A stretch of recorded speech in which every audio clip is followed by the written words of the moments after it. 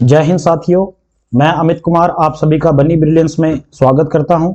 जैसा कि आप देख पा रहे हैं कि आज का जो टाइटल है वो एक साइंस सीरीज लेके हम आप लोगों के लिए आए हैं और इसमें जो क्वेश्चन रहेंगे वो आपके लिए 15 क्वेश्चन रहेंगे। तो आप सभी से मेरी एक रिक्वेस्ट रहेगी कि पहले आपको आंसर दें और उसके बाद ही आप आंसर को देखें। तो आइए डिस्कस करते हैं। फर्स्ट क्वेश्चन है आपके पास, सामान्य ट्यूबलाइट में कौन सी गैस होती है। तो अगर बात की जाए बच्चों ट्यूबलाइट की, ये जो ट्यूबलाइट की बात कर रहे हैं, तो आपसे ये ऐसा क्वेश्चन एक ऐसे भी पूछा जाता है ये कि बल्ब में कौन सी गैस भरी जाती है। तो ये तो मैक्सिमम बच्चों को सभी को ही पता होता है कि आर्गन गैस जो है वो आमतौर पर जो बल्ब में यूज होती है। तो ये बल्ब जो है, अगर इससे एक और क्वेश्चन आप लोगों से पूछा जाता है यहां से, तो बात टंगस्टन की भी आ जाती है कि बल्ब का जो फिलामेंट है या तंतु हिंदी में बोला जाता है बच्चे, तंतु की बात करें तो वो किसका बना होता है, टंगस्टन का। और अगर आपसे ये पूछा जाता है कि सबसे ऐसी कौन सी धातु है जिसका मेल्टिंग पॉइंट सबसे ज्यादा है, तो वो भी क्या है बच्चों, टंगस्टन की बात की जाती है। लेकिन क्वेश्चन हमारे से यहाँ पूछा गया सामान्य ट्यूबलाइट में, तो देखिए बच्चों आंसर तो वैसे आर्गन भी आता है और कई जगह नियोन भी होगा आप लोगों के लिए, लेकिन ऑप्शन क्या डिपेंड है आपके पास, वो ज्यादा डिपेंड करते हैं और उसी के हिसाब से जो है वो आंसर लगाया जाता है। तो अगर फर्स्ट ऑप्शन देखें तो आर्गन के साथ सोडियम वेपर, नियोन के साथ सोडियम वेपर, ऑर्गन के साथ मरकरी वेपर, तो बात ट्यूबलाइट की जाए बच्चे, और डी ऑप्शन है आपके पास नियोन के साथ मरकरी वेपर। तो बात की जाए बच्चे ऑर्गन तो होती ही होती है, लेकिन साथ में मरकरी के वेपर भी होते हैं। कौन से होते हैं बच्चे, मरकरी के वेपर भी होते हैं। तो जो यहाँ पे आंसर की बात करें तो वो सी इज राइट आंसर रहेगा ऑप्शन के हिसाब से। और बल्ब की बात करें तो उसमें ऑर्गन भरी जाती है। और अब प्यारे बच्चों एक और बात बता देता हूं कि आपने देखा होगा कि स्ट्रीट लाइट जो होती है, पहले ऐसे करके एक स्ट्रीट लाइट आती थी, तो वहां पे जो कलर आता है उसमें वो येलो कलर दिखता है। आमतौर पर ये स्ट्रीट लाइट बेरोजगार जो होते हैं वो उन्हीं को ज्यादा पता होता है और उन्होंने देखी भी होती है प्यारे बच्चों ये चीज। तो अगर इसमें बात की जाए तो येलो जो कलर होता है उस लाइट का, तो वो सोडियम वेपर होते हैं उसमें बच्चे। तो ये भी एग्जामिनर पूछ सकता है, सोडियम वेपर की बात की जाएगी तो सोडियम वेपर ही उसमें यूज होता है। तो आई होप ये क्वेश्चन आपको समझ आ गया होगा। तो आइए देखते हैं नेक्स्ट क्वेश्चन की ओर।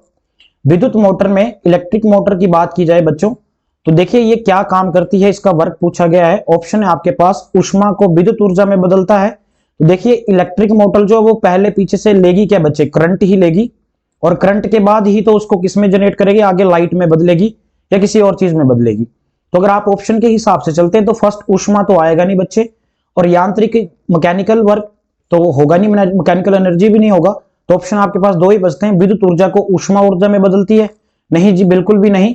विद्युत ऊर्जा को ये यांत्रिक ऊर्जा में बदलती है, मैकेनिकल वर्क में बदलती है। अगर आपको विद्युत मोटर ना लिखा मिले, आपको जनरेटर लिखा मिल जाए, तो जनरेटर का भी प्यारे बच्चों वही आंसर रहेगा कि जनरेटर भी क्या करता है आपका ये मैकेनिकल एनर्जी को किसमें कन्वर्ट करता है बच्चे, इलेक्ट्रिक एनर्जी में कन्वर्ट करता है। अगर आपको इससे ही मिलता जुलता एक और क्वेश्चन पूछ सकता है कि जो आपके सौर कुकर होता है, जो सौर ऊर्जा कुकर है या सौर कुकर बोलते हैं उसे आप, तो अगर इसकी बात की तो ये क्या कर लेता है बच्चे, आपको पता है सूर्य से एनर्जी लेता है और उसको किस में चेंज करता है, इलेक्ट्रिक एनर्जी में। तो ये जो क्वेश्चन है और एक बहुत ज्यादा पेपर में पूछा जाता है, दैट इज डायनमो। तो प्यारे बच्चों आप एक बार ये डायनमो के बारे में बता दें कि व्हाट इज डायनमो, और डायनमो कौन सी एनर्जी को किस एनर्जी में कन्वर्ट करता है। मोस्ट इंपोर्टेंट क्वेश्चन है और आपके पेपरों में देखने को मिल सकता है ये क्वेश्चन। तो आई होप आपको आंसर का पता लग गया होगा। सेकंड क्वेश्चन का जो आंसर है वो सी रहेगा। तो आइए नेक्स्ट क्वेश्चन की ओर चलते हैं। पराध्वनिक जेट की उड़ान के कारण क्या होता है, what is caused by the flight of supersonic jet. तो आपको पता है जो सुपरसोनिक जेट है ये जब हवा में उड़ते हैं बच्चों, ऊपर जब आसमान में ये उड़ते हैं, तो ये अपने साथ नाइट्रोजन गैस जो है वो रिलीज करते हैं। नाइट्रोजन को रिलीज करेंगे तो वो किसके लिए हार्म होगी बच्चे, आपने एक सुना होगा ओजोन लेयर। ओजोन लेयर की बात की जाए तो उसी में ये बाधा है, और ओजोन लेयर को ही क्या करनी है बच्चे, ये दिन पर दिन खराब कर रही है और उसमें एक छेद भी होने वाला है। तो अगर बात की जाए ओजोन लेयर की, तो ओजोन लेयर का सूत्र जो है बच्चे वो O3 रहता है। और अगर ओजोन लेयर की आपसे पूछी जाती है कि ओजोन लेयर की जो मोटाई है वो किससे मापी जाती है, तो मोटाई की बात की जाएगी तो वो किसके, डायोप्टर एक आपका इसका यूनिट है, डायोप्टर, उससे जो है ये मेजर की जाती है इसकी मोटाई। और बड़ी बार पेपर में ये पूछा गया है, एक डायोप्टर होता है बच्चों, एक डाप्सन होता है, डाप्सन और डायोप्टर, ठीक है। एक शीशे की मोटाई को मापने में काम आता है और एक जो है वो ओजोन की लेयर की मोटाई को मापने में काम आता है। तो प्यारे बच्चों, जितना से मेरे से हो सकता है, पॉसिबल है एक वीडियो में एक क्वेश्चन में आपको बताने के लिए, उतना मैं अपनी तरफ से पूरी कोशिश करूंगा। आई होप आपको ये क्वेश्चन समझ आ गया होगा। तो आइए देखते हैं नेक्स्ट क्वेश्चन की ओर। डेसिबल किसे मापने के लिए प्रयोग किया जाता है? Most important question. अगर बात की जाए बच्चे साउंड की, तो साउंड के बारे में अगर मैं बता दूं बच्चे, तो अगर आप फर्स्ट बेसिक क्वेश्चन ये पूछा जा सकता है साउंड के बारे में कि साउंड कहां पर ट्रेवल नहीं करता है। तो अगर साउंड की बात करें तो बच्चे ये वैक्यूम में बिल्कुल ट्रेवल नहीं करता है, जिसको आप हिंदी में निर्वात बोलते हैं। निर्वात की बात करें तो वहां पे साउंड जो बिल्कुल ट्रेवल नहीं करता है। लेकिन यहाँ डेसिबल पूछा, डेसिबल किसकी यूनिट है? तो डेसिबल जो है वो वातावरण में ध्वनि की यूनिट है। तो आंसर जो रहेगा वो सी रहेगा। लेकिन प्यारे बच्चों, यहाँ पे खत्म नहीं होता है, अभी मैं आपको और भी चीजें बताऊंगा। जैसे कि अगर आपसे ये पूछा जाता कि सामान्य व्यक्ति के सुनने की जो क्षमता है वो डेसिबल में कितने डेसिबल तक होनी चाहिए, तो जो सामान्य व्यक्ति बात करता है वो लगभग 45 डेसिबल से लेके 60 डेसिबल तक आप सुन सकते हैं आराम से। अगर आपने, अब क्वेश्चन ये भी आता है कि आप किस डेसिबल तक की ध्वनि को नहीं सुन सकते हैं। तो अगर 80 डेसिबल से ऊपर, 80 डेसिबल से ऊपर चली जाए बच्चे, तो बिल्कुल भी हम नहीं सुन सकते हैं और हमारे कान से खून निकल आएगा। तो डेसिबल जो है कि आपकी ध्वनि की मात्रक है। इसीलिए आई होप ये क्वेश्चन आपको समझ आ गया होगा। तो आइए चलते हैं नेक्स्ट क्वेश्चन की ओर। प्रेशर कुकर में खाना जल्दी क्यों पकता है? बात देखो, जब भी एवरीडे साइंस की बात की जाती है, एवरीडे मतलब क्या है, जो आपकी डेली लाइफ से जुड़ी चीजें हैं उसी के बारे में तो डिस्कस होती है। और एग्जामिनर भी वही चीजें पूछता है कि आपको डेली लाइफ का कितना यूज है और आपको कितना पता है। ठीक है, तो आप क्वेश्चन देख सकते हैं, 5th क्वेश्चन चल पड़ा है। प्रेशर कुकर में खाना जल्दी पकता है क्योंकि, रीजन बताना इसके पीछे। देखिए बच्चों, अगर मैं बात करूं, आपके पास एक पतीला टाइप है, एक कंटेनर है आपके पास, और आप इसमें कोई चीज बना रहे हैं, और आपके पास एक जो है, एक आपके पास क्या है प्यारे बच्चों, एक आपके पास जो है वो प्रेशर कुकर है। तो जब आप प्रेशर कुकर की बात करें, तो अगर पतीले में बात करूं तो पतीले में लगभग 100 डिग्री सेल्सियस में पानी उबलना स्टार्ट कर देता है। और जबकि बात की जाए प्रेशर में, तो लगभग 120 डिग्री सेल्सियस से इतना तकरीबन जो है उतने पे उबलता है पानी जाके। तो अगर बात की जाए प्रेशर कुकर की, तो देखिए बेटा, 100 डिग्री सेल्सियस की एनर्जी ज्यादा होगी या 120 डिग्री की सेल्सियस की? तो आप बोलेंगे सर बाय नॉट 120 की होगी। तो जो खाना प्रेशर अधिक होने के कारण, बॉइलिंग पॉइंट अधिक होने के कारण प्रेशर कुकर में खाना जल्दी पकता है। आई होप ये थोड़ा सा एक्सप्लेन कर दिया मैंने। अब आपके पास ऑप्शन देख लेते हैं कौन सा है। कुकर से गर्मी बाहर नहीं निकल पाती। गर्मी का तो कोई कंसर्न ही नहीं है बच्चे यहाँ पे, तो ये ऑप्शन ए जो है वो आपका गलत है। वाष्प उबलते पानी से कम गर्म होते हैं, ये भी गलत है। अधिक दाब के कारण पानी का क्वथनांक, मैं भी बता चुका हूं आपको, क्वथनांक को बच्चे इंग्लिश में बॉइलिंग पॉइंट बोलते हैं, बॉइलिंग पॉइंट बोला जाता है। तो अधिक प्रेशर होगा, pressure when pressure is increased boiling point also be increased. तो ये जो क्वेश्चन का आंसर रहेगा 5th का, वो रहेगा आप लोगों का सी इज अ राइट आंसर। और एक और चीज मैं यहां पे याद करना चाहता हूं बच्चे, कि पानी में जब भी कोई इंप्यूरिटीज मिलाई जाती है, जब भी कोई इंप्यूरिटीज मिलाई जाती है वाटर में, तो उसका बॉइलिंग पॉइंट जो है प्यारे बच्चों वो बढ़ जाता है। ठीक है, लेकिन उसका फ्रीजिंग पॉइंट जो है वो बच्चे घट जाता है। वेरी मोस्ट इंपॉर्टेंट क्वेश्चन है ये। आई होप ये क्वेश्चन आप लोगों को क्लियर हो गया होगा। तो आइए नेक्स्ट क्वेश्चन की ओर चलते हैं। चंद्रमा पर जाने के लिए दुनिया की पहली प्राइवेट फ्लाइट योजना का नाम क्या है? प्राइवेट फ्लाइट योजना का नाम पूछा गया प्यारे बच्चों। तो ये ऐसे क्वेश्चन जो है बेसिकली ये स्टैटिक जीके में आते हैं, पर एग्जामिनर थोड़ा साइंस से रिलेटेड है तो पूछ भी सकता है। तो जो आंसर रहेगा बच्चे वो यहाँ पे रहेगा मून फ्लाइट रहेगा आप लोगों का answer.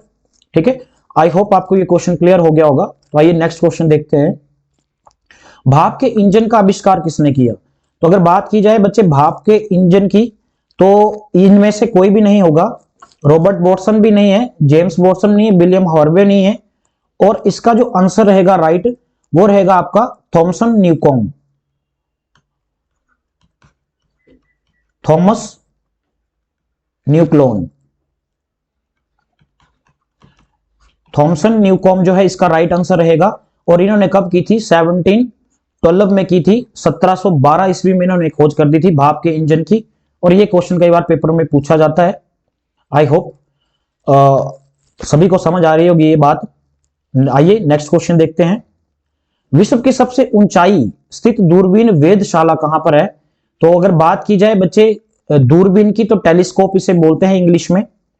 Colombia, Bharat, Nepal, Switzerland. आपके पास 4 ऑप्शन है। लेकिन बच्चे अगर बात करी जाए कुछ बीते वर्षों की, तो इंडिया भी कहीं ना कहीं दुनिया की नजर में अब आने लगा है और काफी ज्यादा उभर के आया है। तो इंडिया हमारा भी किसी काम में पीछे नहीं है। तो अगर विश्व की सबसे ऊंचाई पर स्थित दूरबीन की बात की जाए बच्चे, तो ये हमारे भारत में स्थित है। अब भारत में कहां जैसे स्थित है, देखिए बच्चे, आप लोगों ने सुना होगा कि हमारे सेना के जवान जितने भी हैं वो इतने -40 डिग्री सेल्सियस के लगभग इतने तक जाके अपनी क्या करते हैं, अपनी नौकरी करते हैं और एक देश के लिए सेवा करते हैं। तो वहीं पे उसी इलाके पे ये भारत की सबसे ऊंची दूरबीन लगाई गई है। आपको पता है, अगर बात की जाए वर्ल्ड की, जो आपका युद्ध की बात करूं बच्चे में, तो सबसे युद्ध स्थल जो हाईएस्ट में है वो सियाचिन में है। वर्ल्ड की बात कर रहा हूं प्यारे बच्चों, इंडिया की बात नहीं है, पूरे वर्ल्ड की बात है। जो युद्ध स्थल है वो सियाचिन में है। उसी प्रकार से ये जो दूरबीन है ये कहां पर हुई है, लेह लद्दाख में। और अगर आपसे पूछा जाता है कि जो आपका सिनेमा हॉल है, टीवी से रिलेटेड है सिनेमा हॉल की बात की जाए बच्चे, तो ये भी कहां पर बना है, लेह लद्दाख में ही बना है। ये भी मोस्ट इंपोर्टेंट क्वेश्चन है। और सबसे बड़ा जो सिनेमा बना है वो लेह लद्दाख में बना है। आई होप इस क्वेश्चन के लिए इतना काफी है। आइए नेक्स्ट क्वेश्चन की ओर चलते हैं। परमाणु नाभिक के अवयव हैं। The components of atomic nucleus are. अगर बात की जाए द कंपोनेंट्स ऑफ एटॉमिक, एक परमाणु की बात की जाए, एक एटम की बात की जाए, तो आपको पता है एक एटम में क्या होता है, न्यूक्लियस होता है। और न्यूक्लियस में क्या पाए जाते हैं बच्चे, प्रोटॉन पाए जाते हैं प्लस न्यूट्रॉन पाए जाते हैं। तो ऑप्शन के हिसाब से जो आंसर रहेगा, ऑप्शन भी देख लेते हैं प्यारे बच्चों, इलेक्ट्रॉन और प्रोटॉन, इलेक्ट्रॉन और न्यूट्रॉन, प्रोटॉन और न्यूट्रॉन, प्रोटॉन न्यूट्रॉन और इलेक्ट्रॉन। नहीं जी, जो परमाणु नाभिक है, द कंपोनेंट्स ऑफ एटॉमिक, अगर एटॉमिक की बात की जाए तो उसमें क्या पाया जाता है बच्चे, प्रोटॉन और न्यूट्रॉन प्रेजेंट होता है। तो इसका जो आंसर रहेगा राइट वो सी रहेगा। तो आइए नेक्स्ट क्वेश्चन की ओर चलते हैं। सर्वाधिक कठोर तत्व निम्न में से कौन सा है, which of the following is hardest element. Element पूछा है बच्चे आप लोगों से। अगर एलिमेंट की बात की जाएगी प्यारे बच्चों, तो आपको पता है ये प्रकृति का बोल लो या सर्वाधिक बोल लो, तो आंसर एक ही रहता है बच्चों, वो कौन सा है, हीरा। डायमंड की बात करें तो डायमंड जो वो सबसे कठोर तत्व एलिमेंट माना जाता है। अगर एलिमेंट की बात करें तो एलिमेंट होता क्या है बच्चे, तत्व की बात करें, ठीक है। तो तत्व क्या है, ऐसा यौगिक जो सिर्फ एक ही चीज से मिलकर बनता है, एक ही सब्सटेंस से मिलकर बनता है, उसी को तो एलिमेंट बोला जाता है। अगर बात करें इस टंगस्टन की, तो इसके बारे में मैं आपको फर्स्ट क्वेश्चन में डिस्कस कर ही चुका हूं। मोस्ट इंपोर्टेंट है ये टंगस्टन, कि ये ऐसी धातु है बच्चे जो जिसका मेल्टिंग पॉइंट जो है वो सबसे ज्यादा है।